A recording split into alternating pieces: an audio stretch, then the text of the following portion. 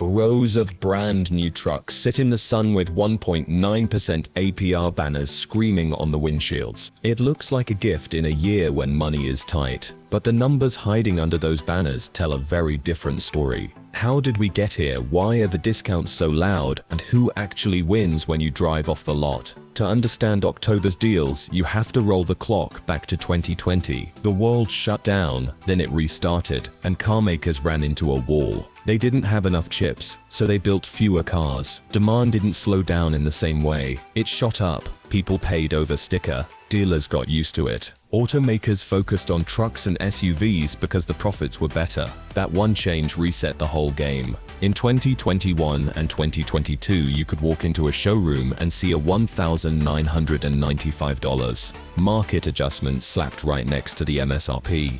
People bought anyway because there were no cars. The average new car transaction price hit records. It was like musical chairs, but with financing papers. At the same time, interest rates climbed fast. A normal new car APR rose from the 3% range to something closer to 6, 7, even 9% depending on your credit and the region. Monthly payments broke past $700 for a lot of buyers. That felt like a mortgage for a garage. Now jump to 2023 and 2024. The supply chain got better, production crept back, used car prices cooled off from the absolute peak. But MSRP didn't go back down. Once prices move up, they very rarely move back. Automakers had a new play. If buyers stared at big monthly payments because of high APRs, the car makers would fund a low APR on a few slow models. The payment would drop.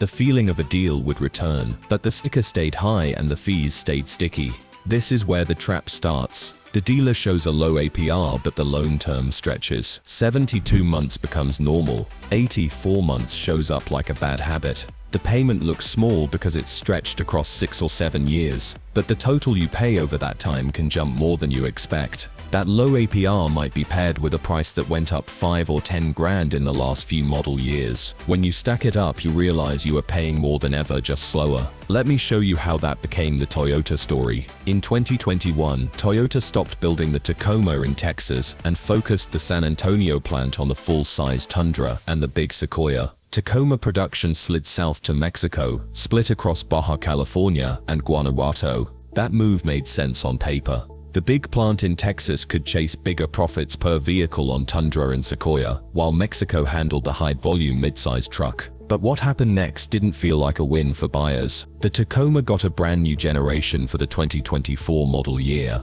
The old V6 was gone. In came a turbocharged 2.4-liter 4-cylinder. On lower trims, power sits in the mid-200s. On higher trims, it pushes near 278 horsepower. The hybrid version, called iForce Max, jumps to 326 horsepower and a fat slab of torque. It's quick, it's modern, and it has tech everywhere. The price also jumped. Entry trims that once hovered in the low 30s climbed. Mid trims landed around the 40s. The TRD Pro and Trailhunter trims, loaded with gear, pushed well into the 60s. The sticker shock hit hardest for people who remembered when a Tacoma was the cheap bet that would run forever. And here's where it gets wild. Customers walked in and heard the pitch about better tech, better torque, better safety. They liked the wireless CarPlay and the cameras. They noticed the VIN now started with a 3, the mark of Mexican assembly. They asked why the truck got more expensive if labor costs went down. The answer wasn't simple. The platform changed. The tech pile grew. The profit target moved. A more modern truck costs more to build, but it also brings higher margins if buyers accept the new norm. Toyota kept a straight face and pointed to demand. People still wanted Tacomas. That's how the price holds. Now step 1, size up. The Tundra. Toyota dropped the old V8 a couple of years ago and brought in a twin-turbo V6 with a 10-speed. On paper, the numbers are strong. The standard iForce makes close to 389 horsepower with 479 pound-feet of torque. The hybrid iForce Max hits 437 horsepower and 583 pound-feet. That's diesel, like twist from a gas truck. EPA ratings got a little better. A 4x4 hybrid can sit in the low 20s combined, which is decent for a full-size truck. Tow rating, up to about £12,000 when configured right. So what's the problem? The base prices marched up. Well-equipped models are deep in the 60s. High trims flirt with 70s. Then the dealer adds a $1,495 dock fee, window tint, paint protection, and some packages you didn't ask for, and the deal blooms into a number you didn't want to say out loud. This is the precise moment when the APR banners show up.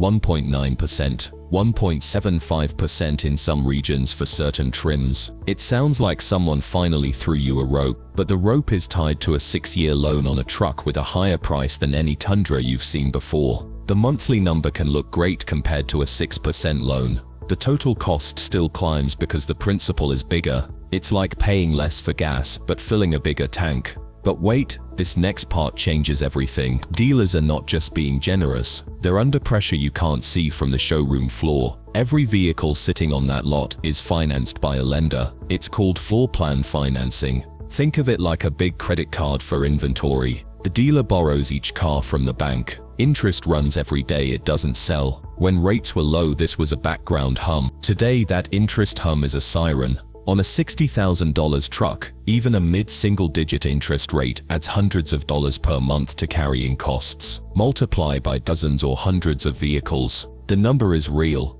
There's a term you almost never hear in a TV ad: curtailment. That's when the lender forces the dealer to pay down part of the balance on a car that hasn't sold after a set number of days, 60 days, 90 days, another slice of cash without a sale. Miss curtailments, lose trust, lose allocation, or worse. That's why you see urgency. The sales manager doesn't just want to hit a bonus. They want the car off the books before the next curtailment hits. For them, shaving $2,000 off the price can make more sense than carrying it another month. Here's where smart buyers find leverage. Aged inventory costs the dealer money. If you see a truck covered in dust with a window sticker that looks sun-faded, ask the salesperson how many days it's been on the lot. If you get a vague answer, check the build date on the driver door jamb and run the VIN through a vehicle history tool to see when it shipped to the dealer. A truck sitting for 90 days is a ticking expense. Your offer stops being rude and starts being math. Now jump back into the models everyone argues about.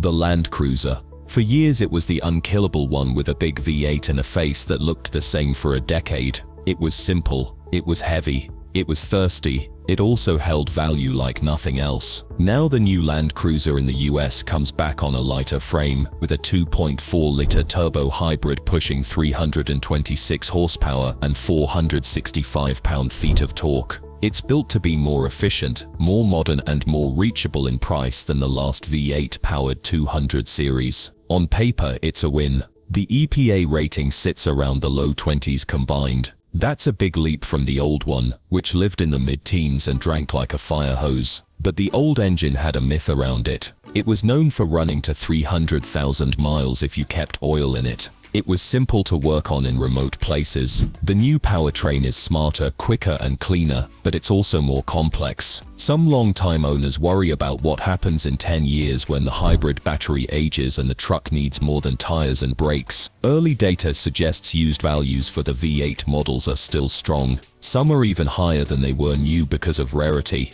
The new model should hold value well because it's still a Land Cruiser, but it won't have the same aura until it proves itself with time and miles. You thought that was big? Try this. Electric cars changed the rules on depreciation. Toyota's first modern EV, the bZ4X, launched with decent range on paper, around 252 miles for front-wheel drive, less with all-wheel drive. DC fast charging speeds are fine in warm weather, but they slow down in the cold. In its first year, it had a recall that forced Toyota to stop sales because the wheels could loosen. That's the kind of headline you don't want in year one. Toyota fixed it, but the stain sticks longer than the news cycle. Because new EV tech moves fast, used EV prices drop faster when the next model gets bigger range or better charging. Lease deals show up for a reason. If you lease a bZ4X with a big cash incentive, the payment looks great. The hidden benefit is you're not holding the bag on resale. When the lease ends, you hand it back.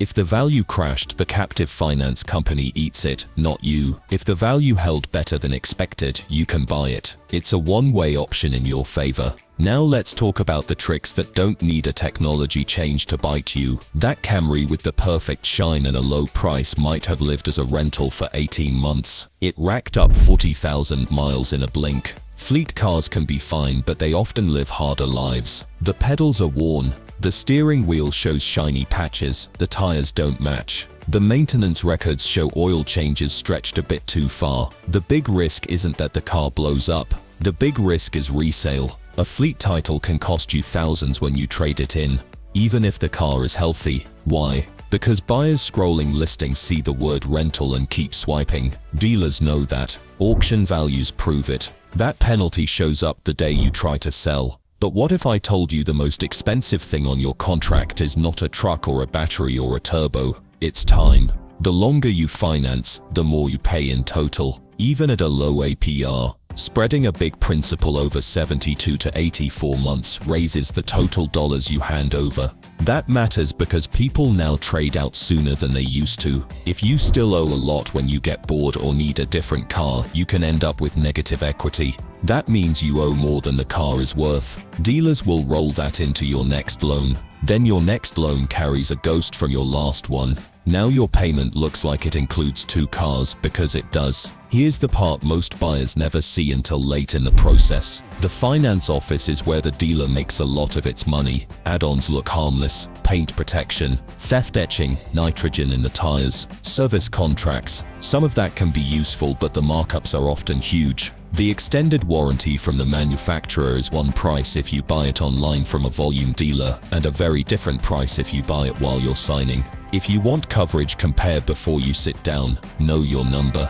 Then say no to the junk you don't need. Doc fees are another classic. Dealers call them documentation fees, and they vary wildly by state and by store. You can't always remove them, but you can push the selling price down to offset them. If it sounds like buyers are cornered, they're not. The way out is simple, and it starts with seeing the game board. First, focus on the out-the-door price, not the monthly. Out the door means the total price, taxes, title, dealer fees, everything. Ask for it in writing before you walk in. Second, get a pre-approval from a credit union or bank. That number is your anchor. If the dealer beats it, great. If not, you have a safe plan. Third, understand the incentive structure. Automakers often offer either a low APR or cashback, one or the other. Do the math both ways. Sometimes a slightly higher APR with a bigger rebate is cheaper in total. Sometimes the low APR wins. On leases, the key numbers are the money factor, the residual, and the cap cost. Don't panic if those terms sound new. Money factor is just rent charge turned into a decimal. Residual is what the bank thinks the car will be worth at the end. Cap cost is the price they're using for the lease. A higher residual makes a lower payment. A lower cap cost also helps. Ask for them. If they won't share, that's a red flag. There is a time element too. Most dealers run hardest in the last week of the month. Bonuses and quotas are tied to unit counts. A deal that was impossible on the 12th can be fine on the 28th. If you're flexible on color or options, you gain more leverage. Demo units, slow trims, and anything that has sat for more than 2 months are the best targets. And here's a quiet trick. Some automakers run holiday sales that stack with regional cash. Year-end events like the big brand jingles you hear every winter can add a little extra if you time it right. Back to the trucks for a second, because the engines and numbers tell you where the value hides. The Tundra Hybrid's 583 pound-feet makes towing feel easy compared to the old V8 at altitude. That's real.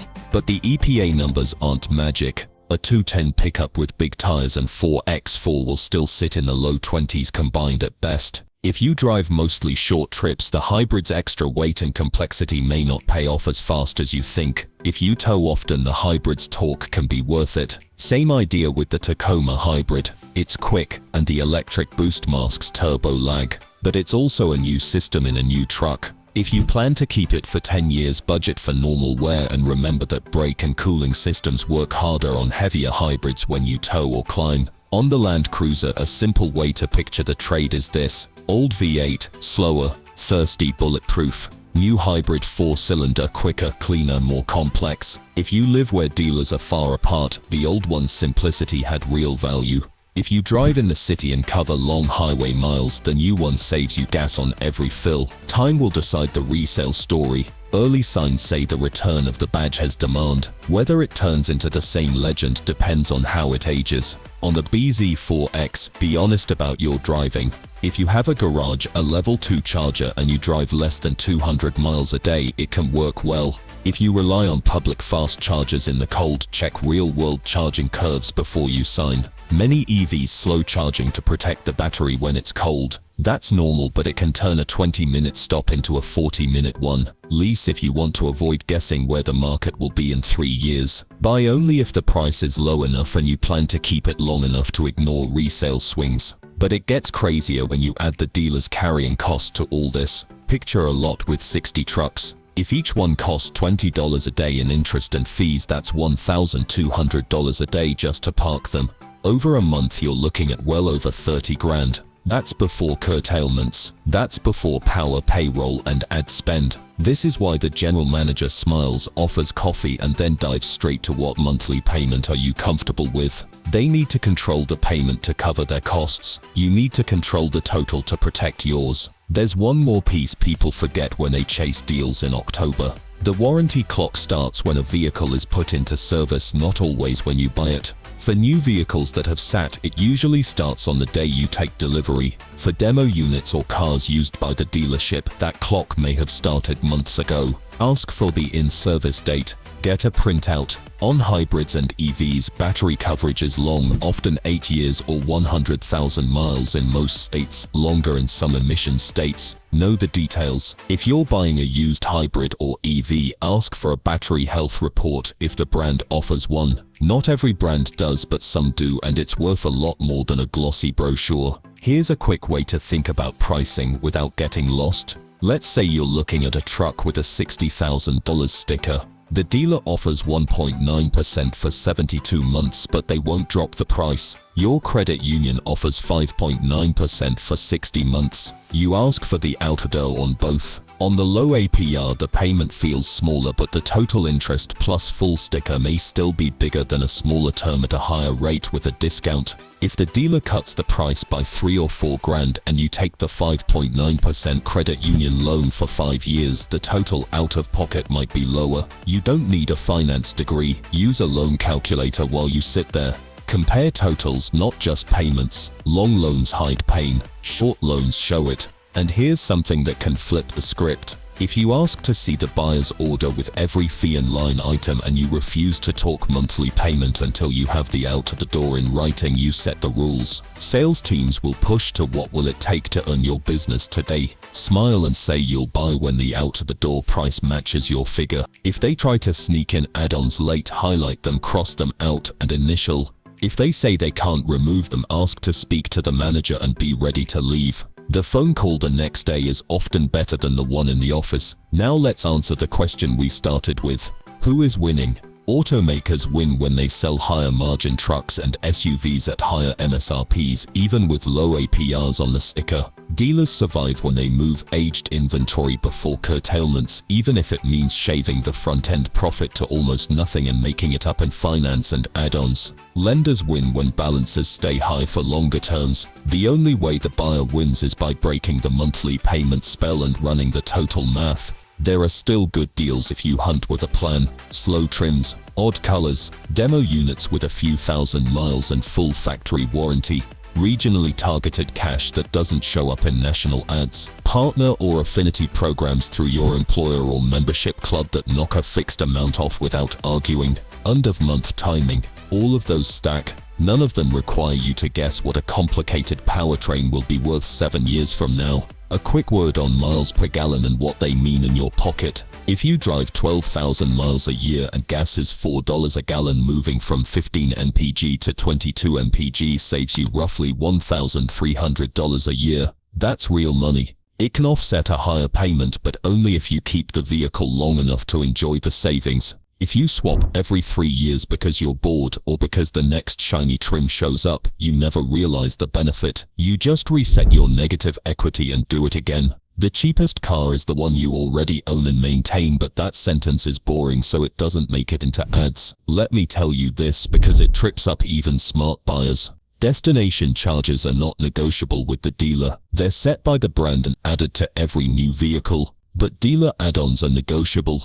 A lot of stores pre-install window tint, wheel locks and protection packages to make another $1,000 or $2,000 on each car. If you're in a state where the dock fee is sky high, ask the dealer to reduce the selling price to neutralize it. If they won't, try another store. There is always another store, and if you're a truck person who is loyal to a badge, look past the badge for a minute. The Tundra Hybrid's torque is real. The Tacoma Hybrid's acceleration is real. The Land Cruiser's efficiency jump is real. But the economic engine behind all of them is also real. Higher MSRPs are here. Low APRs are a spotlight, not a gift. Floor plan interest is a clock, not a charity. When you see the pattern, the pressure makes sense. It's not personal, it's a math problem. When you step into the finance office, treat it like the last boss in a video game. You've beaten the price. Now you beat the extras. Say no by default. If you want a warranty, buy the manufacturer plan at a fair price. If you want gap coverage, compare with your insurer first because they're often cheaper.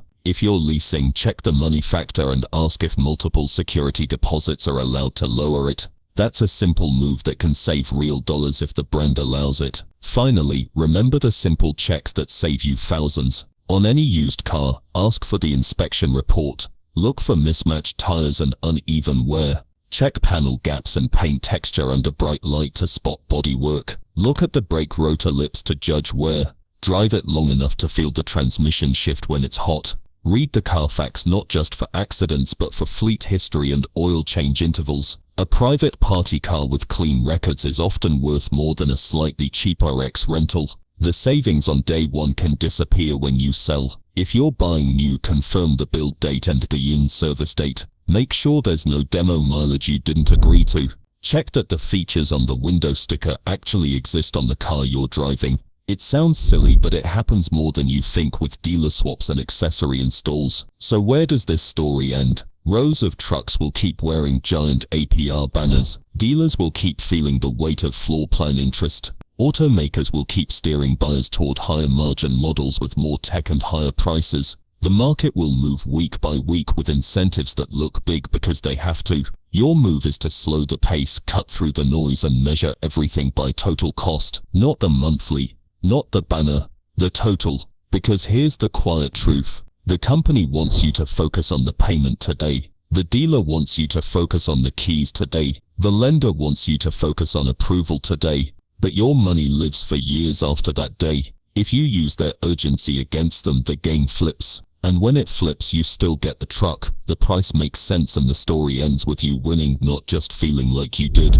But wait, one last thing, because it might be the difference between a shrug and a win. If you're open to it, look outside the exact model you had in mind. The mid-size truck you eyed might be hot this month. The full size might be soft, or the opposite. The hybrid trim might be thin on the ground and over sticker. The non-hybrid might have cash on the hood. Cross-shop across one size, not 5 brands of the same truck. That's how you find the weak spot in the market and press on it. The banners will always be loud. The math will always be quiet. In October and in every month after, the people who do the math win. And once you see how the pieces move, the APR bait, the higher MSRP, the floor plan clock, the lease safety net on risky tech, you'll never look at a deal the same way again. That's when the pressure stops working on you and starts working for you.